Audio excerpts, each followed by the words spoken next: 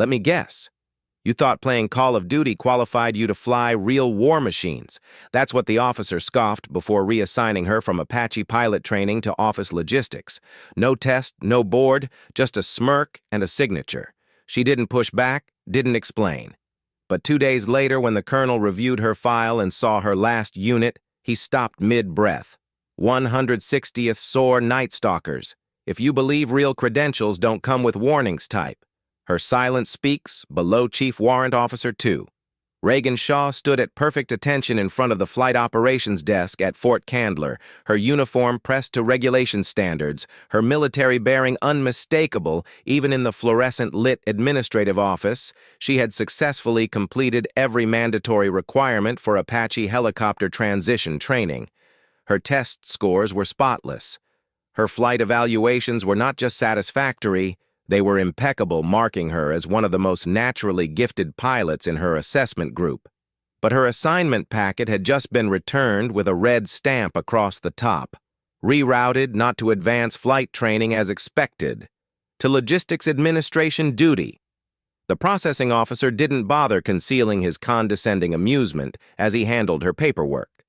Lieutenant Colonel Marcus Mendes, early 40s, wore faded aviation branch patches that spoke of death duty rather than recent flight time.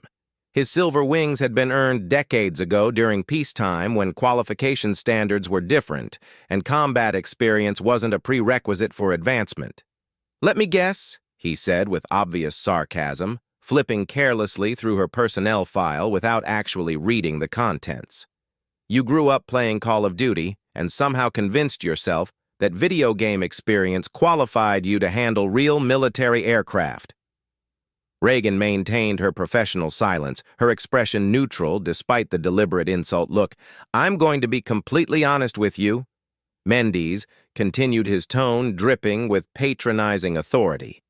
"Flying Apache helicopters requires people who genuinely understand threat assessment, complex avionic systems, and high-pressure decision-making under combat conditions, not someone who thinks flight school is some kind of equal opportunity program."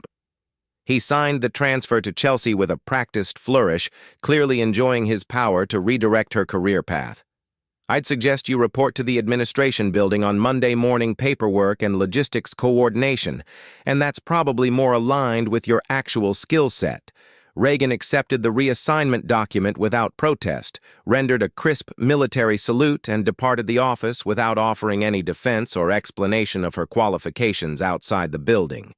Desert wind scattered dust across the active flight line, where Apache helicopters sat in neat rows, their rotors secured against the constant breeze. The afternoon sun reflected off cockpit glass, creating brief flashes of light that reminded her of muzzle flashes she'd seen in different circumstances in places most people couldn't imagine. No one in the administrative office had noticed that her combat boots were worn in specific patterns that indicated significant time spent on helicopter landing zones, not the pristine appearance of fresh issue equipment. No one had observed that she didn't flinch when aircraft engines started nearby, the automatic response of someone accustomed to sudden rotor noise and mechanical sounds.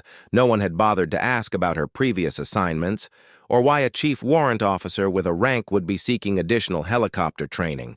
Most importantly, no one had actually read her complete military service record.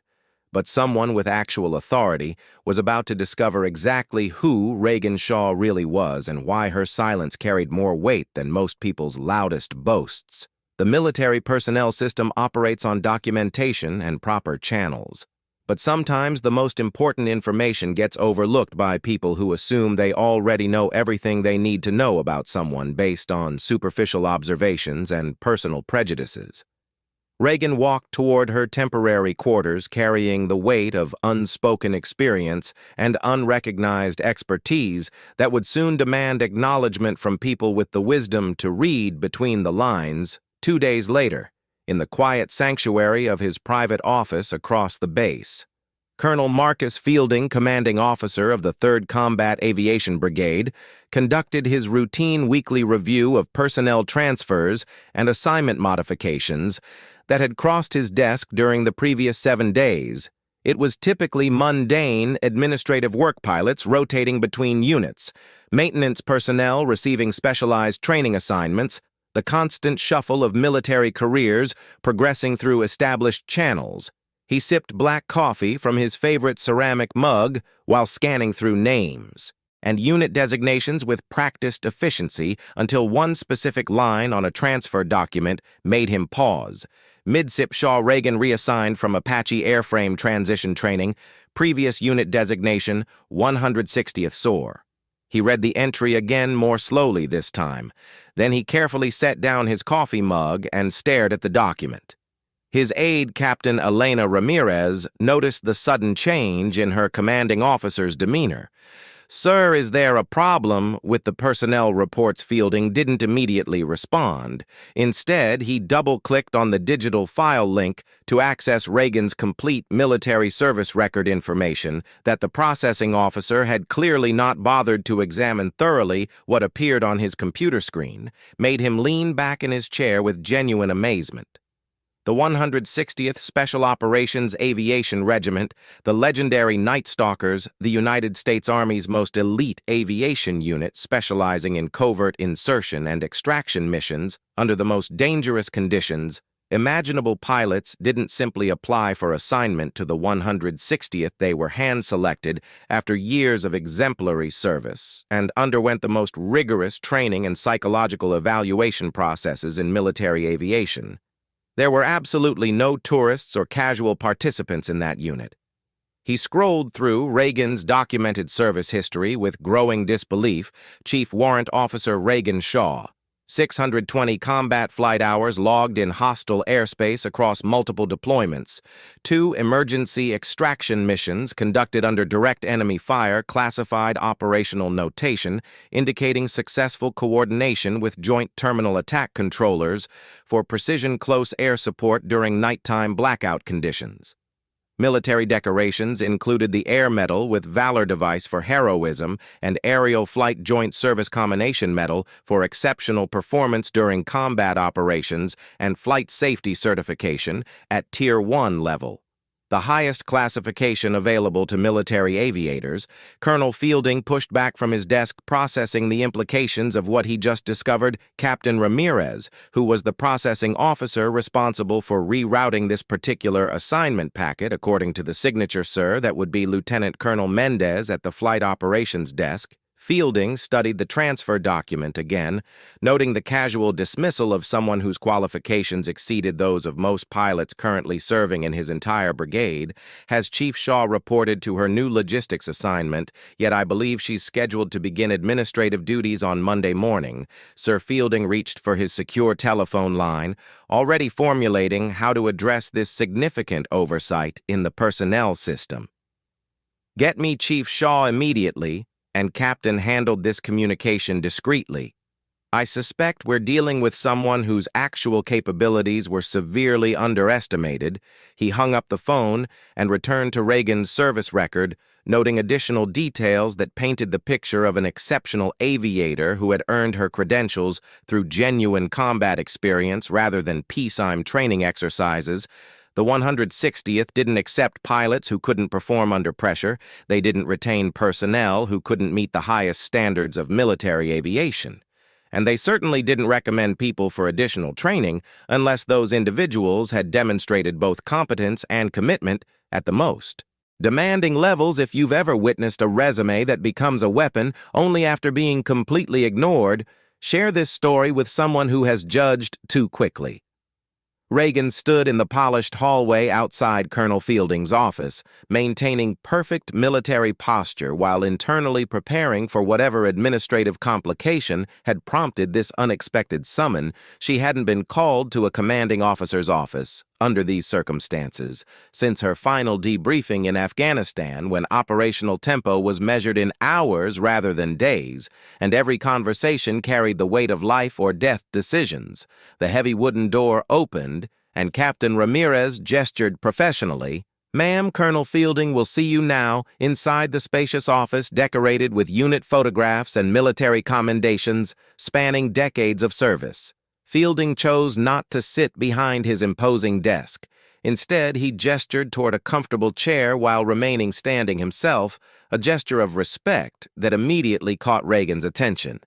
"Chief Shaw, I've just completed a thorough review of your previous unit assignment and service record." She offered a single precise nod. "Yes, sir, I need to understand why you didn't provide any clarification or additional information. When Lieutenant Colonel Mendez reassigned you from flight training to administrative duties, I wasn't specifically asked for clarification, sir." The processing officer made his decision based on whatever information he chose to review. Fielding studied her carefully, noting the calm professionalism that spoke of someone accustomed to maintaining composure under significantly more challenging circumstances than office politics.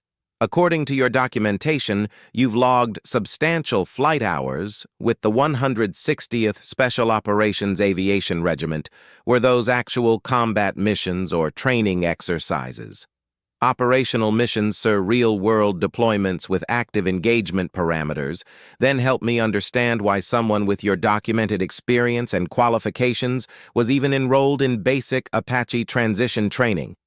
You've already flown more dangerous missions than most of my current pilots will see in their entire careers." Reagan considered her response carefully before speaking. "Because this wasn't about proving that I could fly Apache helicopters, sir. It was about proving that I still wanted to fly them." Fielding nodded slowly, recognizing the deeper meaning behind her words. Combat veterans often struggled with a transition back to routine military operations after experiencing the intensity of special operations deployment. The officer who redirected your assignment packet made his decision based on incomplete information and personal assumptions. "That's not uncommon in my experience, sir." He moved closer to his desk, pulling out a fresh assignment document that had already been prepared. "You're not reporting to administrative logistics duty, Chief Shaw." She looked up with the first sign of genuine interest she'd shown during the conversation. "You'll be reporting to Delta Company, 1st Battalion Apache Attack Helicopter Unit. Effective immediately, all necessary paperwork has already been processed and approved through proper channels. Understood, sir. Before you leave, is there anything else I should know about your background or preferences that might affect your new assignment?" Reagan's expression remained neutral, but there was a subtle shift in her posture that suggested she was accessing memories from her special operations service. "Only that I tend to perform most effectively during night flight operations." Sir Colonel Fielding allowed himself a thin smile of appreciation, recognizing the understated reference to her Night Stalker background. "I would expect nothing less from someone who served with the 160th Special Operations." Chief Shaw, as Reagan prepared to leave, Fielding made one final observation for what it's worth. "Chief, I've reviewed the service records of every pilot currently assigned to this brigade. Your combat experience and flight qualifications exceed those of officers who outrank you by multiple grades." Lieutenant Colonel Mendez made a significant error in judgment. Permission to speak freely. "Sir, granted, his error provided me with valuable information about the importance of ensuring that decision-makers have access to complete and accurate information before making personnel determinations that affect operational readiness." Fielding recognized the diplomatic ways she just described institutional prejudice without filing a formal complaint. "Dismissed, Chief Shaw."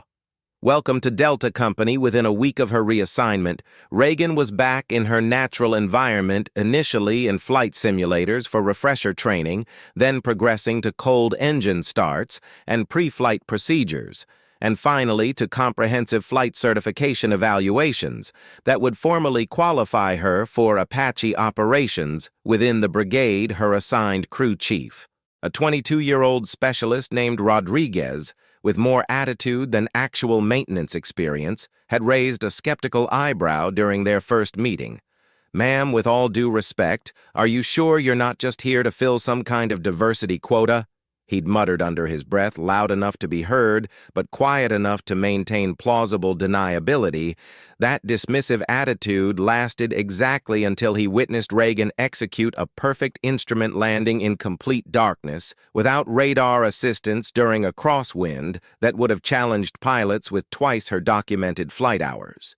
She touched down precisely on the designated landing zone markers, without any visible stress or hesitation, as if adverse weather conditions were simply routine operational parameters rather than emergency situations. Word about her capabilities spread rapidly through the aviation community.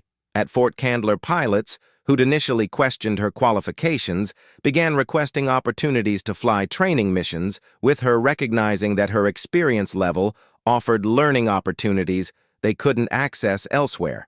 Maintenance personnel discovered that she possessed an intuitive understanding of helicopter mechanical systems that came only from extensive real-world operational experience under demanding conditions. Lieutenant Colonel Mendes, the officer who had initially dismissed her from flight training, received a formal administrative review. Nothing dramatic or career-ending, just a quiet reassessment of his decision-making process and judgment protocols.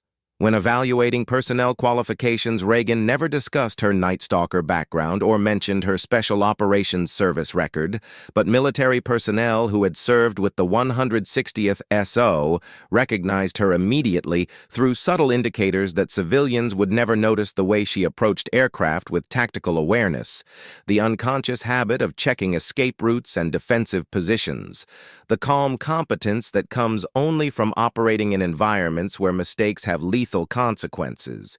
A handwritten note appeared on the squadron bulletin board one morning, unsigned, but clearly from someone with insight into her actual background. Don't ask where she came from. Just try to keep up with where she's going one evening after completing a flawless night training exercise. Colonel Fielding encountered Reagan on the flight line as she conducted post-mission equipment checks. "You've made quite an impression on the unit." "Chief Shaw, I've simply maintained standard operational procedures, sir." "Exactly, and that standard appears to be considerably higher than what most people expected." Reagan secured the last equipment panel and turned to face her commanding officer. "Sir, permission to make an observation."